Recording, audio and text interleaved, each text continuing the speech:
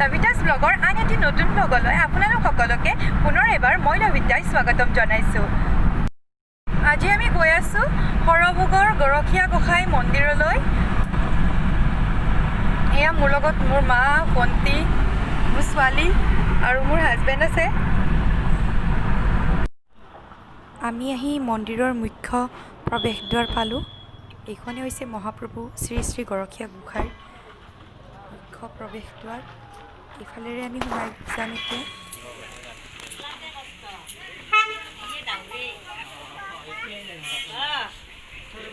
ধুনীয়া পৰিৱেশ। প্ৰথমতে এতিয়া ইয়াতে হাত ভৰি ধুই ল'বৰ কাৰণে পানীৰ এনেকৈ টেপ দিয়া আছে। আমি অকণমান ৰখি ইয়াতে গোটেইকেইজনীয়ে হাত ভৰিখিনি ধুই লওঁ। হাত ভৰি ধোৱা হৈ গ'ল।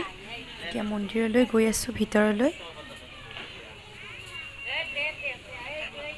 আগতে অৱশ্যে আহি পাইছোঁ, কিন্তু আজি বহুত বছৰৰ বিৰতিৰ মূৰত আহিছোঁ। বহুত ভাল লাগিছে মনটো।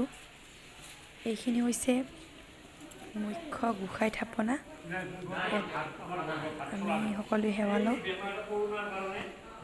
চাৰিওফালে। সেইটোৱে হৈছে মূল মন্দিৰ, মন্দিৰৰ ভিতৰ ভাগ।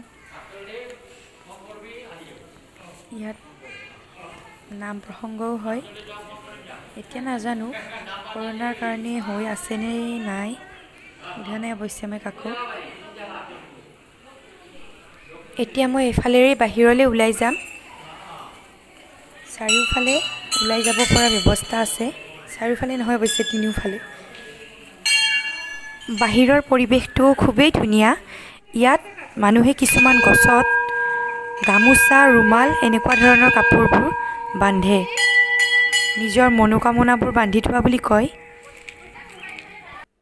আমি এতিয়া ইয়াতে অলপ জিৰাম।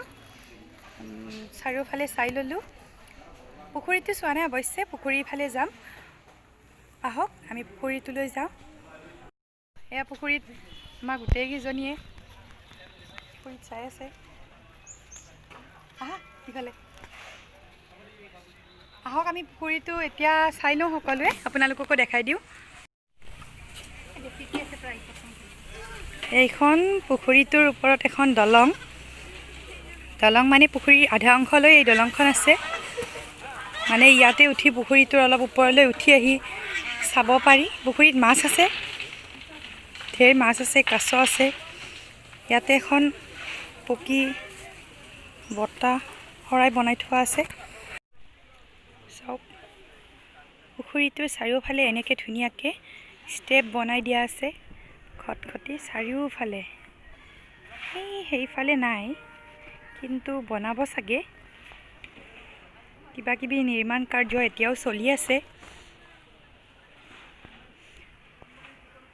মাজত এয়া ভগৱান শ্ৰীকৃষ্ণ গোসাঁইৰ সেইটো মূৰ্তি।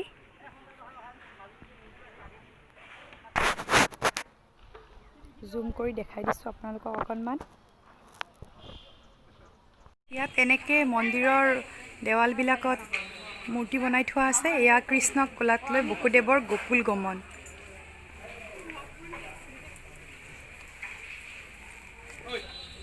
মূৰ্তিখিনি পালোঁ।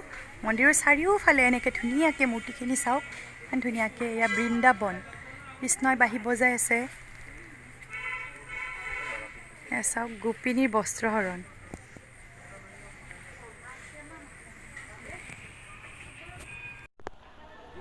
এইটো হৈছে ইয়াৰ দৌল মন্দিৰ। ইয়াত ফাকুৱা বা দৌলৰ সময়ত পূজা কৰা হয়।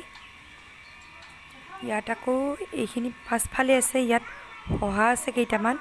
আগতে আহোঁতে হৰিণাও দেখিছিলোঁ, এতিয়া হৰিণা নাই অৱশ্যে। শহাপহু কেইটামান আছে।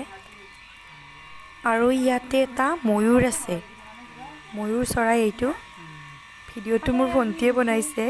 মই অকণমান সময় ময়ূৰটো চাবলৈ থিয় হৈছোঁ। গোটেইখিনি আমাৰ চোৱা হৈ গ'ল মন্দিৰৰ। বন্ধু বান্ধৱীসকল, এইখনেই হৈছে সৰভোগৰ মহাপ্ৰভু শ্ৰী শ্ৰী গৰখীয়া গোসাঁইৰ মন্দিৰ। আজি দৰ্শন কৰি মনটো খুবেই ভাল লাগিলে।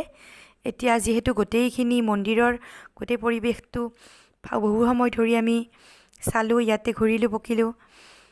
এতিয়া ঘৰলৈ উভতিম। আপোনালোকো আহক, যদি আগতে আহিছে আকৌ আহক। নিজৰ মনটোৱেই কিবা এটা বহুত ফৰকাল ফৰকাল লাগে। আৰু যদি অহা নাই আহক, সৰভোগত আছে এই মন্দিৰটো। আজিলৈ আহিছোঁ, আকৌ নতুন ভিডিঅ'ৰে সৈতে আপোনালোকক লগ পোৱাৰ আশা থাকিল। আজিৰ ভিডিঅ'টো যদি চাই ভাল পালে তেনেহ'লে এটা লাইক কৰিব, কমেণ্ট কৰিব। কমেণ্ট কৰিলে বহুত আনন্দিত হ'ম। ভিডিঅ'টো শ্বেয়াৰ কৰিব। যদি আপোনালোক মোৰ চেনেলত নতুন হয় তেনেহ'লে চেনেলটো ছাবস্ক্ৰাইব কৰিব। লগতে তলত থকা বেল আইকনটো প্ৰেছ কৰিব, যাতে মোৰ আহিবলগীয়া নতুন ভিডিঅ'ছবোৰৰ ন'টিফিকেশ্যন আপোনালোকে পাই যায়। ধন্যবাদ।